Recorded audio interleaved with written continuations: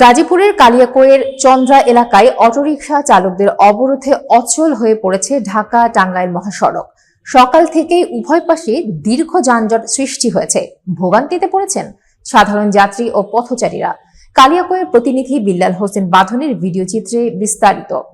Autorickshaw চালকদের অভিযোগ, মহাসড়কে উঠলেই ট্রাফিক পুলিশ 1500 থেকে 2600 টাকা পর্যন্ত মামলা দিচ্ছে। এতে তাদের জীবিকা হুমকির মুখে পড়ছে।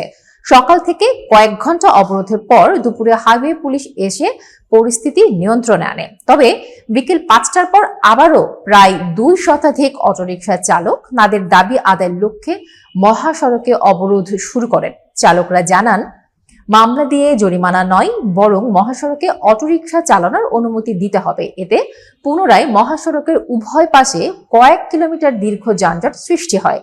এ সময় যাত্রীবাহী বাস, ট্রাক ও প্রাইভেট কারগুলোকে আটকে পড়া ঘন্টার পর ঘন্টা সাধারণ যাত্রীদের চরম ভোগান্তিতে পড়তে হয়। পরে পুলিশের হস্তক্ষেপে ধীরে ধীরে যান চলাচল স্বাভাবিক হতে শুরু করে।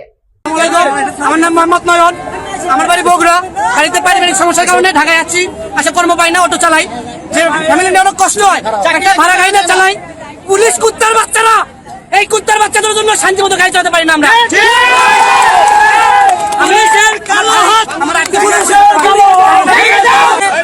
অটো বন্ধ করে দেন আপনি। কেন কেন রাস্তাঘাটে গাড়ি দেওয়া মামলা দেন?